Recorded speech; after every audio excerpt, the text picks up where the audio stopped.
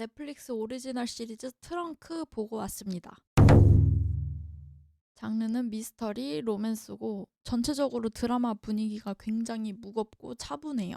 연출은 제가 인생 드라마 1위로 꼽았던 괜찮아 사랑이야를 연출하신 김규태 감독님이 하셨어요. 그리고 제가 이 감독님이 연출하신 드라마를 굉장히 많이 봤더라고요.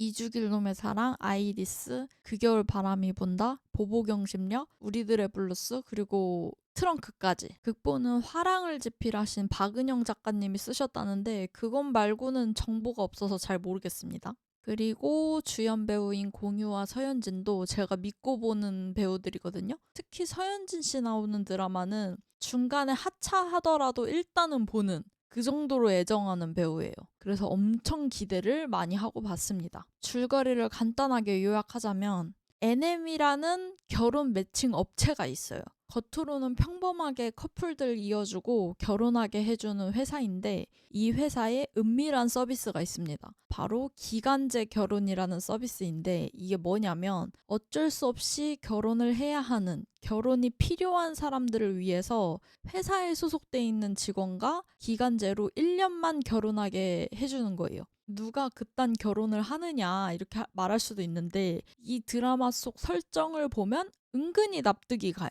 죽음을 앞둔 시한부 환자, 위장 결혼을 해야 하는 성소수자, 성욕이 없는 사람 등등 뭔가 문제가 있어서 결혼을 못하지만 결혼이 필요한 사람들이 찾는 서비스인 거죠. 서현진은 그 기간제 결혼에 파견되는 NM 직원, 노인지로 나와요. 서현진 씨가 그동안 출연했던 드라마와는 다르게 감정이 굉장히 절제된 역할로 나오는데 이게 이유가 있어요. 과거에 어떤 사건이 있는데 그게 굉장히 큰 상처로 남아서 감정 불구자처럼 되어버려서 에라 모르겠다 하고 기간제 결혼하고 막 그러고 다니는 거거든요. 그런데 그 과거의 어떤 사건이 또 오해영이라는 드라마 아시죠? 거기서 서현진이 맡았던 그 혜영이가 겪었던 사건이랑 좀 비슷해. 두 작품 다 본 사람들은 무슨 말인지 알 거예요. 그리고 이제 공유가 맡은 남자 주인공 한정원에 대해 설명을 하자면 역시나 상처가 있는 남자입니다. 공유는 이제 어렸을 때부터 불우한 가정 환경에서 자라서 심리적으로 굉장히 불안정한 인물로 나와요. 그리고 결혼한 기혼자로 나오는데 몇 년 전에 와이프와 어떤 사건이 있었어. 그래서 현재는 이혼한 상태예요. 안 그래도 불안정하던 사람이 사랑하던 와이프랑 거의 강제로 헤어진 거라 폐인 상태로 지냅니다. 그런데 와이프는 이미 다른 남자랑 재혼을 했어요. 그런데도 공유는 이제 전 와이프한테 매달리는 상태고 와이프는 조건을 내걸어요. 네가 기간제 결혼으로 1년을 지내면 내가 널 다시 만나주겠다. 이렇게 굉장히 도라이 같은 조건인데 이게 드라마를 보다 보면 이해가 가요. 여하튼 그래서 NM 직원인 서현진과 공유가 기간제 결혼으로 엮이면서 벌어지는 이야기다. 아까 장르를 미스터리 로맨스라고 설명을 했는데 줄거리를 들으시면 아시겠지만 여기 쌍방구원이라는 키워드가 하나 더 추가됩니다. 그리고 이 드라마는 그 키워드를 굉장히 잘 지켰다고 봐요. 솔직히 초반에는 좀 보기 힘들었거든요. 이 드라마가 총 8부작인데 2화까지 보기 좀 힘들어요. 왜냐면 위에 제가 설명한 것처럼 무슨 그런 말도 안 되는 조건을 걸고 공유는 그걸 왜 수락함? 전 와이프는 미친년 아님? 납득이 안 가는 막장 전개잖아. 근데 전개 자체도 막장인데 연출은 더 힘들어. 연출이 전체적으로 굉장히 무겁고 고요하고 절제되어 있어서 보는 내내 숨 막히고 배우들 대사하며 여러 가지로 좀 예술병 걸린 드라마 같은 느낌? 몰입감도 근데 막 그다지 높지가 않아. 그런데 이게 3화부터는 좀 괜찮아져요. 그리고 점점 몰입이 돼요, 드라마가. 그래서 하차할까 고민하다가 결국 끝까지 다 보게 되는. 남녀 주인공 각자 과거 풀어대는 것도 나쁘지 않았고 전 와이프와의 관계가 어쩌다가 그렇게 된 건지 설명도 굉장히 좋았고 그걸 대하는 서현진의 자세도 괜찮았어요. 그리고 무엇보다 공유랑 서현진이 서로에게 빠져드는 과정이 되게 조심스러우면서도 점진적으로 발전되는 게 눈에 딱 보여. 그래서 그게 너무 좋았어요. 중간에 빌런이 한 명 나오는데 이게 처음엔 갑자기? 이런 생각이 들거든요. 근데 갑자기라고 해도 납득이 될 만한 빌런이에요. 원래 빌런은 서사가 굉장히 중요하잖아요. 얘가 왜 이렇게 나쁜 짓을 할 수밖에 없었는지 그런 서사가 굉장히 중요하고 그게 조금이라도 짜치면 몰입감이 확 깨지는데 여기서 나오는 그 빌런은 그런 서사가 딱히 없는데 없어도 되는 역할이야. 그래서 작가님이 굉장히 고심하시고 설정을 한 것 같았어요. 그래서 갑자기 등장한 거 치고 괜찮았다. 무엇보다 빌런을 연기한 그 배우분이 연기를 준내 잘해요. 무서워요. 그래서 전체적인 스토리도 좋았고 뒤로 갈수록 몰입력이 올라가서 끝까지 보는데 문제가 없었다. 다만 아쉬운 점도 꽤 있었어요. 우선 첫 번째로 연출이 너무 아쉬웠어요. 아까도 말했지만 1, 2화는 진짜 무슨 예술병 걸린 줄 알았어. 아니, 굳이 이렇게 연출했어야 했나? 막 싶어요. 너무 설명이 없이 그냥 파바바박 진행이 돼. 그래서 지들만 아는 얘기하는 느낌 들어가지고 또 제가 드라마를 보는 와중에 감독님이 누구인지 검색을 했었는데 그 이유가 사건을 진행하는 연출 방식이 드라마 미스티랑 너무 똑같아요.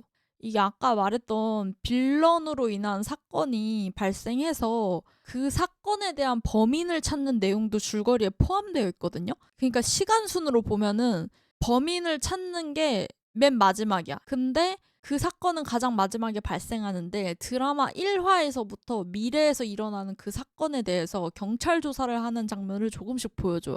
범인이 누군지 끝까지 의심하게 하려는 그 긴장감을 유지시키기 위한 장치로 그렇게 한 것 같은데 이 연출 방식이 미스티랑 똑같아요. 미스티도 보면은 1화부터 미래에 벌어지는 사건을 경찰 조사로 이제 시작을 하고 중간중간 사건이 일어나는 과정을 이제 별개로 보여주거든요.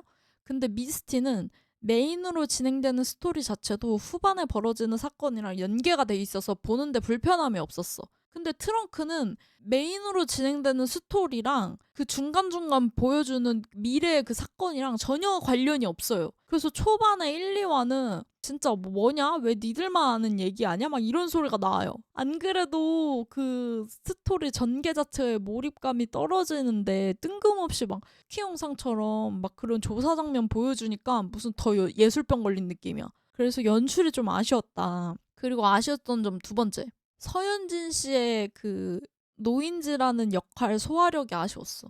이거를 소화력이라고 해야 하나? 근데 달리 어떻게 표현을 해야 할지 모르겠어서 일단 소화력이라고 얘기를 하는데 연기 자체는 굉장히 잘했거든요. 서현진 연기 잘하는 거 다 알잖아. 여기서도 굉장히 연기 잘했어요. 근데 뭔가 그 노인지라는 역할이 그냥 서현진한테 안 맞는 느낌? 안 맞는 옷을 걸친 느낌이었어. 서현진이 굉장히 그 러블리한 역할을 많이 했었잖아요, 그동안.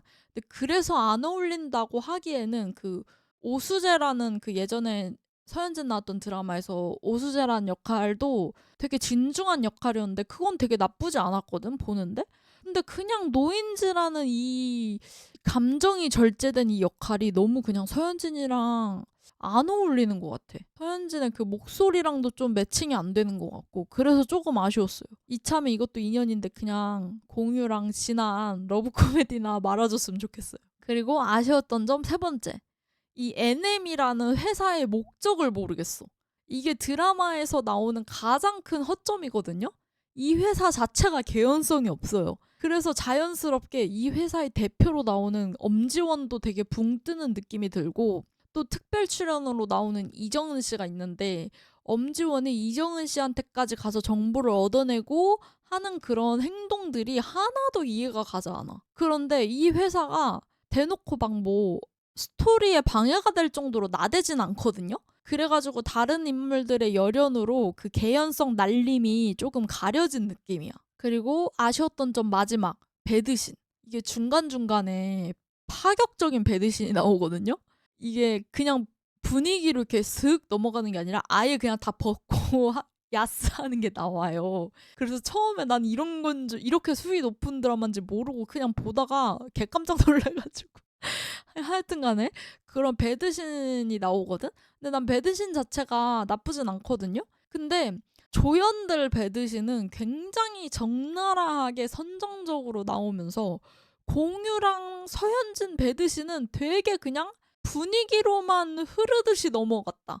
이게 내가 아쉬웠다는 게 드라마 내용상 공유랑 서현진이 빠져드는 과정과 그 둘의 그 끈한 그런 서사를 보면은 그렇게 그냥 지나가는 게 말이 안 되거든요? 그러니까 내가 아쉽다는 건 그거야. 안 보여줄 거면 그냥 둘 다 안 보여주고 분위기로 퉁치고 넘어가든지 아니면은 보여줄 거면 그냥 둘 다 적나라하게 보여주든지. 근데 조연들 배드신만 적나라하게 막 그렇게 대놓고 막 나오고 막상 중요한 그 주연들 배드신은 그냥 훅 지나가는 게 너무 좀 짜쳤어요. 차라리 둘 다 안 보여줬으면은 어땠을까? 정리하고 보니까 뭔가 좋은 점보다 아쉬운 점이 더 많았던 것 같은데 킬링타임용으로는 나쁘지 않았던 것 같아요. 요새 좀 드라마 볼 게 없어서 메말라 있었는데 나쁘지 않았다. 미스티의 19금 버전 느낌이었어. 근데 이게 여러 면에서 미스티 하위 호환이라고 느껴져서 미스티보다 좋은 점수는 못 줄 것 같아요. 별점 매기고 마무리하도록 하겠습니다. 넷플릭스 오리지널 시리즈 트렁크 5점 만점에 2점. 주인공들의 애절한 쌍방구원 서사를 좋아한다. 그러면 보시는 걸 추천합니다. 그럼 저는 다음 영상으로 찾아오도록 하겠습니다. 안녕!